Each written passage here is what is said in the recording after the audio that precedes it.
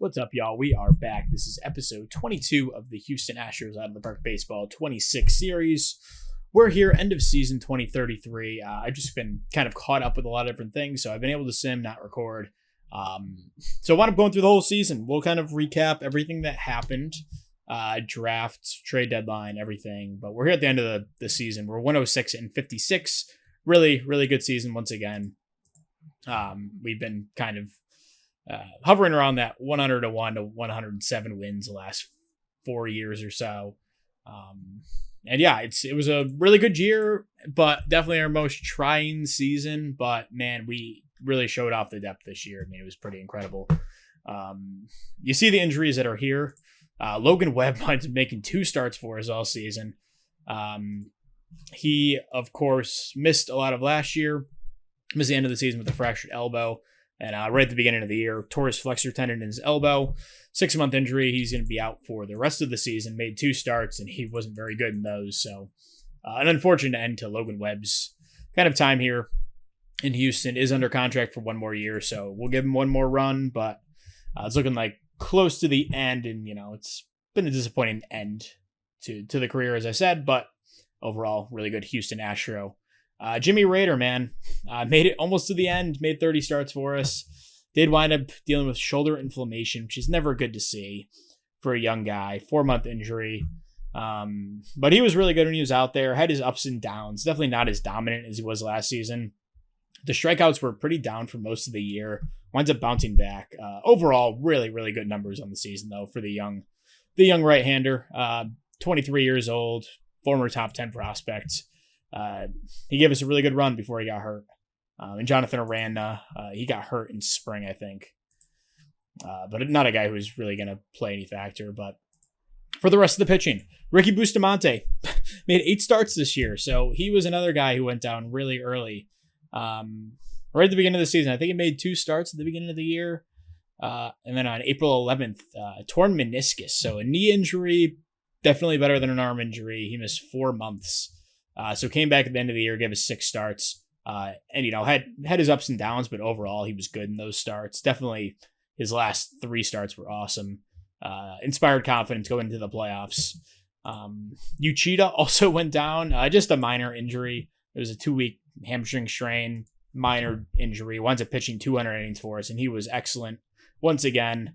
He has a player option. I'd imagine he's going to decline it. But at age 36, maybe he picks it up. I don't know. But, I mean, just a model of consistency when he's out there for us. Has missed a bit of time. 2029 missed the whole year. 2031 missed like 2/3 of the season and playoffs. Last year missed a good amount of time as well. But this year was mostly healthy, and we definitely needed him. Because then Tim Levette also went down. But he pitched in 2/3 of the year.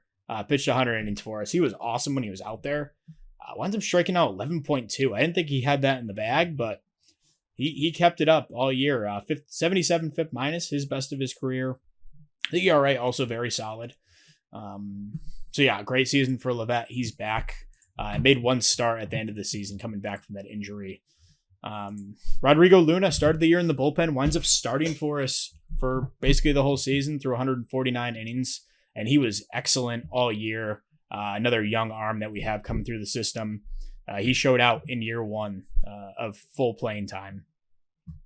Brandon King, another guy to talk about. One of our, not really top prospects, but I always really liked him. 5th round pick back in 2030.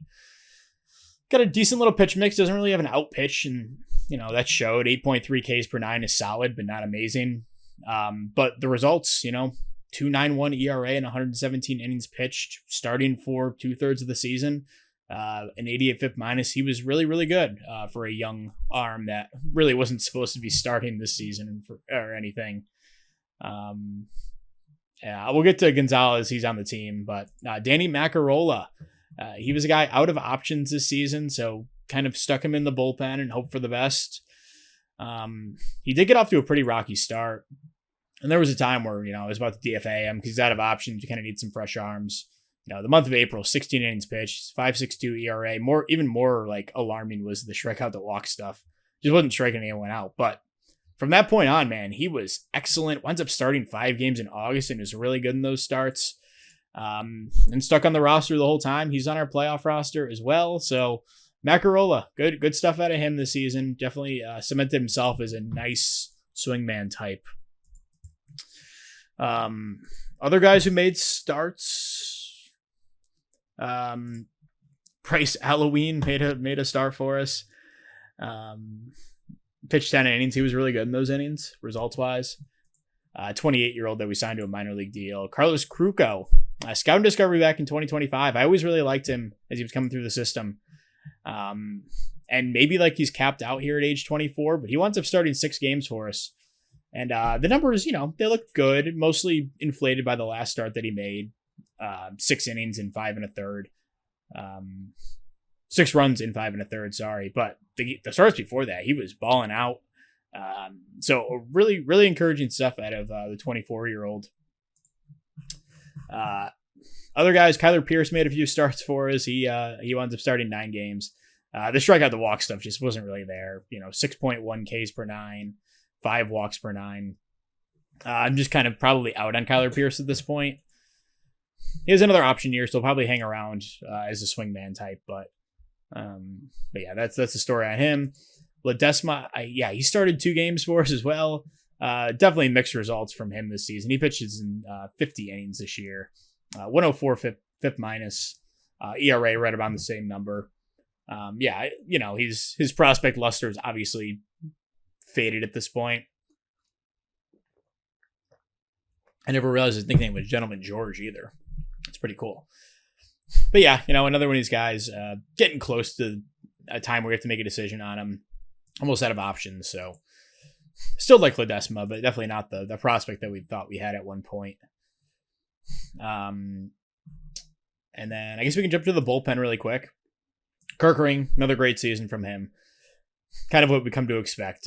44 saves on the year. Just really good numbers all around. He's a free agent after the season. We'll have to make a decision on him. I'd love to bring him back, but we're getting tight on money now, so we'll see. Zach Showalter showing out again. 3rd straight really good season for us as our 8th inning guy. He'll be around, and if Kirkering is gone, he'll probably be our closer next season. But he's another guy who's approaching free agency. And then Wilkerman Gonzalez, bring him back after spending a bunch of years away. He was in Chicago, San Francisco, Miami to start the year, and he was really good as a reliever for them. And I wound up swinging a trade for him, and he definitely pitched well for us. The trade was just Jose Garcia, 24-year-old reliever who may or may not reach his upside. I've kind of been burned on a bunch of these guys like this. So I was ready to give him up. And he also tore his UCL 5 days ago, so that's tough for him.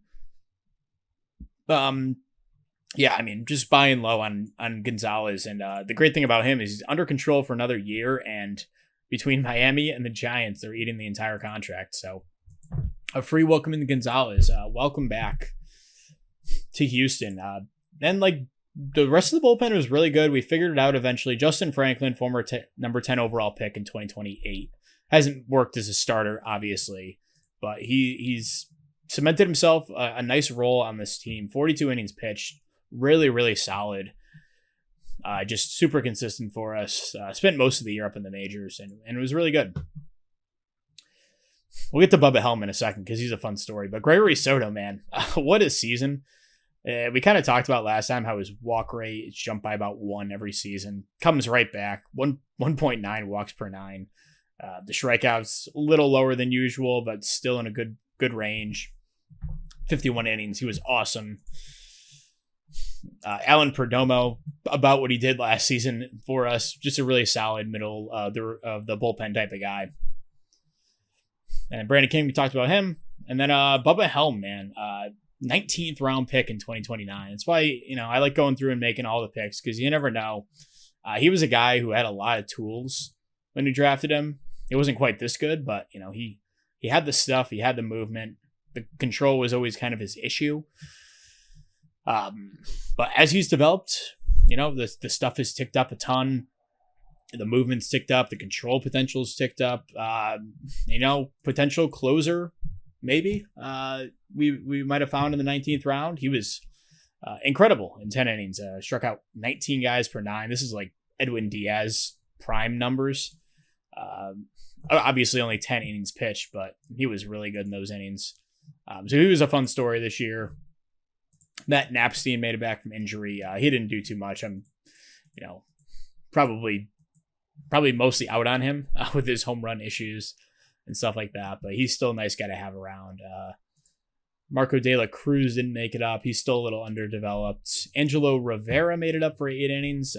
Definitely mixed results. 4.3 Ks per 9, 5.4 walks. Small sample size stuff. And, another one of these relievers, I don't know if they're going to work out, but he was up. And then Boston Bateman, he was fun for a little bit. Winds up pitching 22 innings for us. The numbers look pretty good. 2.38 ERA. But I was kind of always concerned about his strikeout to walk stuff. 6.4 walks and Ks per 9. He was pitching pretty well, and then he blew up for 4 runs in 2/3 of an inning. I just kind of decided to DFA him at that point. He passed through waivers and whatever, but he was a nice story while he was up for a little bit. And who else? Rick Martino made it up to AAA. That was cool. Cool to see. Ben Eden's up in AAA as well. Who else? Yeah, I think that's about it. Matt Scott pitched really well in AAA for what it's worth. So yeah, that's pretty much the whole pitching, and then the hitting. Really good stuff for the most part. It wasn't incredible, but we'll start with Jackson Merrill, who did have an incredible season, probably his best as a Padre.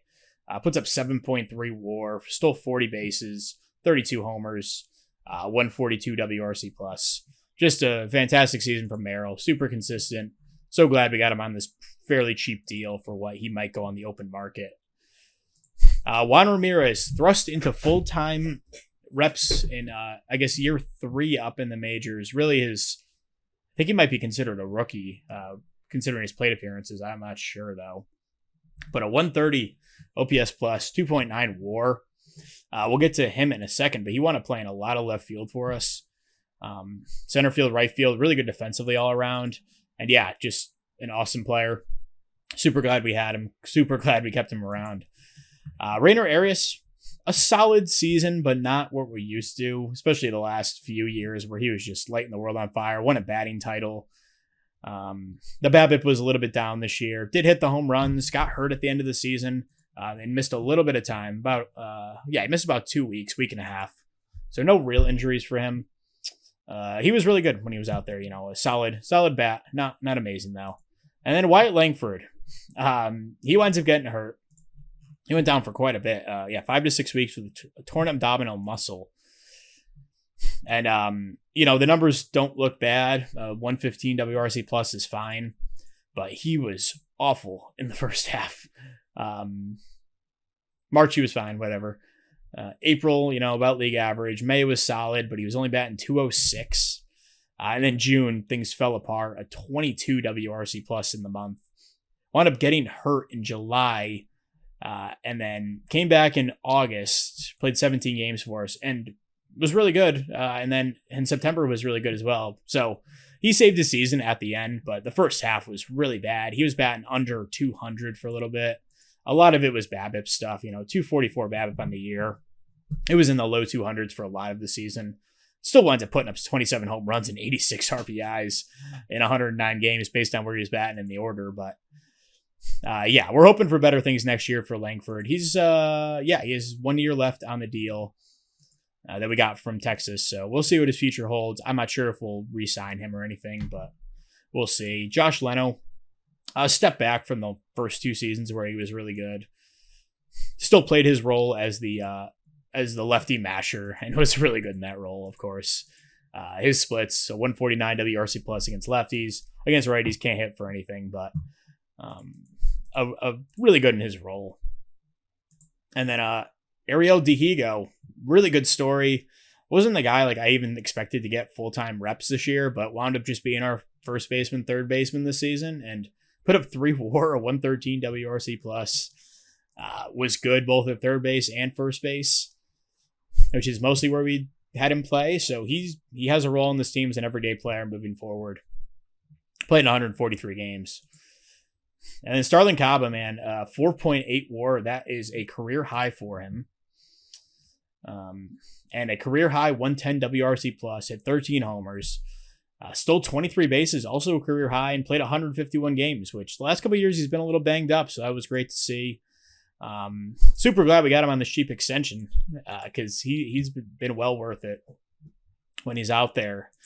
Nestor Rosales, 2.5 WAR in 135 games, 272 average, really, really steady. The defense has improved as well. He's, about league average with the glove over at second base, which is great to see. That was kind of holding him back from getting everyday reps for me. But yeah, a really good season for him.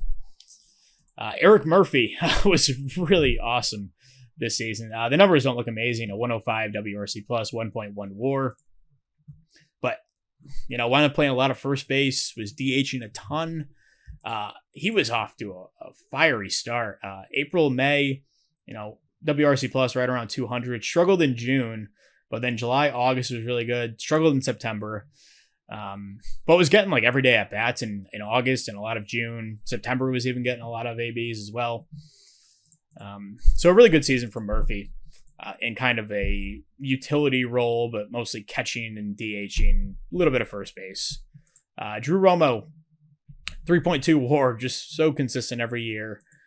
Probably won't reach those heights of the 2030 season where he hit 20 home runs, but right in line with the last 3 seasons. Just so consistent. He got off to a rough start. April, March were really bad. Came back in May, was much better. July struggled, but had a hot start hot into the year. So I love what we got out of Romo. And then Tyson Lewis, kind of a guy who's been riding down in AAA, but has always put up pretty solid numbers. I just decided to give him a shot. He's a lefty infielder, kind of fits a platoon bat that we needed. And I wound up hitting 5 home runs and 130 plate appearances. That's really good. Slightly below league average with the bat, and not like amazing over at third base or anything, but was a nice player. And I'm glad we finally got him some playing time.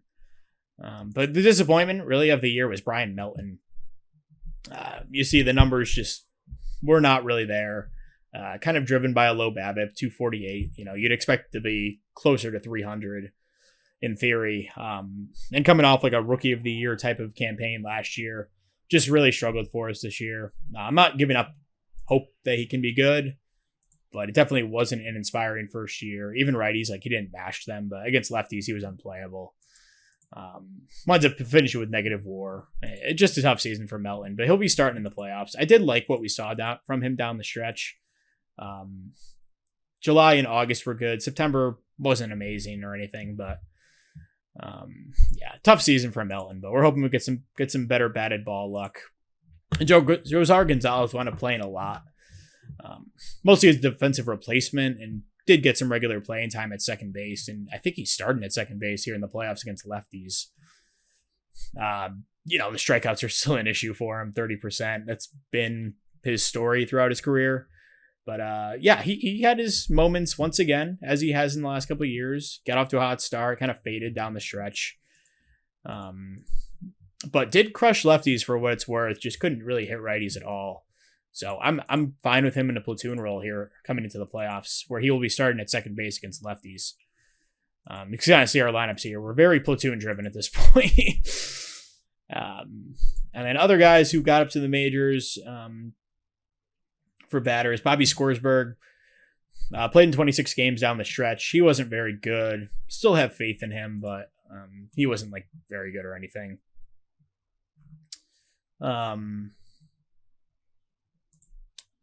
And then David Montez got some playing time, 74 plate appearances, was finally able to get him up. He was okay in them. I mean, he wasn't bad, just wasn't a massive sample size or anything. Herman Ramirez, our opening day second baseman, almost forgot about him. He played in 66 games. I think he played in about 50. I sent him down just because he wasn't really cutting it. The strikeouts were out of control. I sent him down and then called him up at the end of the year. He's not going to make the playoff roster, but I think he's out of options at this point. Yeah, he's out of options. He's going to start making a lot of money in arbitration, so he'll probably be on his way out. Mike Motzkis did not make it up to the majors. And that's about it. And we didn't really make any deals at the deadline. I felt good with where we were. The only one was for Gonzalez there. So, again, pretty quiet season overall. I mean, it was excellent. Missing most of our rotation for a lot of the season. We really haven't been at full strength at any point this year, especially Bustamante going down like the second start of the year. Love that missing some time. Logan Webb going down in his second start of the year. Raider missing some time now. So it's mostly full strength outside of Raider at this point, which, this is the best time to be healthy. So pretty happy with where we are as a team here going into the playoffs.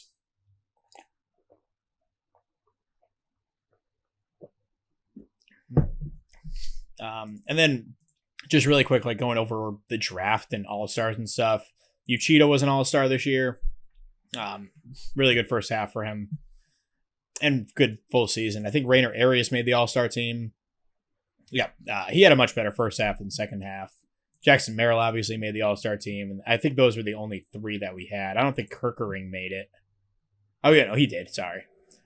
So Kirkering made it. So those were our four guys that was Gregory Soto? No, he probably deserved it though. Okay, so the draft, just really quick, because I don't know if we'll even ever see any of these guys.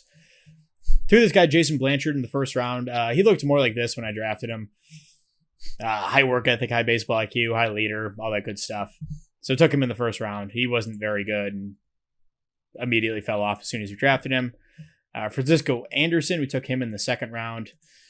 Just a pretty solid all-around, well-developed 18-year-old. We took Alan Green, a guy looked more like this when he drafted him, just for reference. And took him in the third round. Luis Salinas, he tore his back muscle pretty quickly after drafting him. He looks like a decent arm. John Dominguez, he was pretty interesting. A guy who really can't play defense, but a good hitter. Took him in the fifth round. And then Gary Sullivan, a reliever, in the sixth round. Excellently added him to the 40-man roster, but that's fine. He'll probably be up in the majors pretty soon. Jeff Posey, 18-year-old. John Johnson. Nate Avery. And then we'll just go over Lindenmeyer. And that, then we took some dart throws. Joey Lane was interesting. High stuff, low control type of guy. And yeah, I mean, we made some other good picks, but we don't have to go through all of them.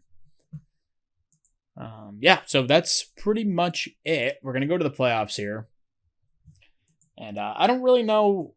This might be the last episode of the series. We'll see kind of how this ends and if it makes sense to continue or whatever. Depending on how we finish here. If we win 5 straight, I'll probably just end it. And play this offline myself, but you never know. If we lose, maybe there's a little redemption arc or something. So game 1 that we're playing Tampa Bay. Didn't mean to click on that. Let's go to this. So they are 8th in runs scored, 2nd in runs against. So a good pitching team. Trevor Harrison, a really good arm for them. Nelson Espinoza, another really good pitcher. Gary Hill, fun name, and a good pitcher. And Alexander Mateo, so a really good rotation there. 2nd in starters ERA, and then they have Steve Hare, one of the best relievers in baseball. Did have a down season this year. Joel Lara, another really good reliever. Looks like he was a starter for most of the year and pitched really well. Hayden Birdsong, John Wells, a pretty awesome bullpen for what it's worth. And then hitting-wise, they have Carson Williams, a war machine. Kevin Hidalgo, really nice player in their 2-hole. Matt Callaway, another really good hitter. Xavier Isaac hits a bunch of home runs. Junior Caminero looks like he was hurt. We know what he can be when he's at his best, though. Nathan Flueling, a really awesome catcher. Sidney Rafaela, Jay Harry, and Edward Latingua, who is probably the best 9-hitter in baseball. So yeah, it's going to be a tough test. I think the Rays are actually a pretty damn good team based on what I'm seeing. So game 1 we'll have Bustamante, game 2 Uchida, and then Rodrigo Luna in game 3. Tim Lovett if we need him for game 4. So game 1, We win 10-3. Big day for the offense. Wyatt Langford, 4 ribbies. 2 home runs in that one. Rainer Arias hit a home run as well. Drew Romo homered. Bustamante, 6 2/3, 2 runs. And Showalter closed it down. So excellent start for us. We'll have Harrison against Uchida here in game 2. We lose 3-2 in 10 innings. Looks like they got 2 runs in the top of the 10th. We came back with 1. Weren't quite able to close it out. Uchida was awesome. Showalter gave up a run, and then Kirkering gave up 2 in 2 innings. The damage was done by Merrill hitting a home run, and Drew Romo also drove in a run. So we'll have an off day. Go to game 3, where Rodrigo Luna will be up against Espinoza. And a 1-0 loss. So the offense kind of failed this last couple games. Luna, a great start. King and Gonzalez, great out of the bullpen. But only 4 hits as a team. Not going to cut it.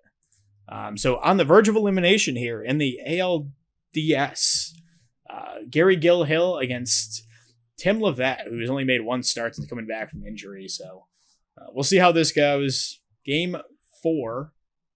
We lose 3-2. Get bumped in the division round. The offense just completely failed us. The only damage was done by Brian Melton, a home run in the 4th. And Kirkering blew the game there. In the 10th, Cedane Rafaela, run-scoring single. Wow. So that's not how I imagine the season ending. Our run ends at 4 in a row as we lose here in 2032. So, I mean, I just kind of talked about it, but it might make sense to trot it out there for, a redemption season in 2034. We'll see. But man, that's a tough way to end it. It was a difficult season, and we won 106 games, but it wasn't. We've been lucky with health a lot of seasons, but this year was not one of them. And we were at full strength in the playoffs, just didn't really work out. Offense took a big step back this year. Only 3rd in runs scored, by the way. A lot of that was underperformance by Langford, guys like Melton doing nothing, not really having a third baseman against righties. Tyson Lewis, he had 1 hit, I guess, in 3 games. I guess that's it for this episode. We can do the international showcase, I suppose, and see what's out here. This guy I'd love to have, even if he's extreme.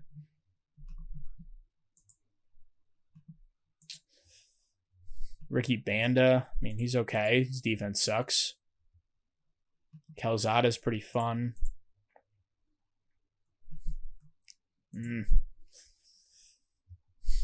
Not a ton of good defenders. Alex Marquez, I like him. Oscar Mercado looks like a total baller.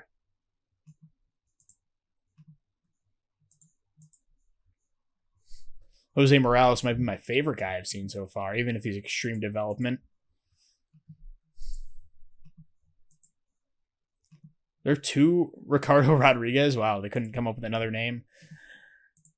Tony Rodriguez looks pretty damn good as well. His catcher looks good. Wow, bunch of good players here. All right, so Dave Juarez looks good. I'd prefer him over that guy. Okay, so we'll run the practice, whatever. All right, so that's the end of this episode, I guess. And the end of the season, we get bounced in the divisional round to the Rays. And yeah, I guess we'll come in next episode in the off season, see what we can do. Maybe it'll just be a one episode, a 1 season episode where I just go through the whole season in one shot and see how it goes. But that is it for 2034. Thank you. 2033. Thank you very much for watching. We'll see you guys in the next episode. Peace.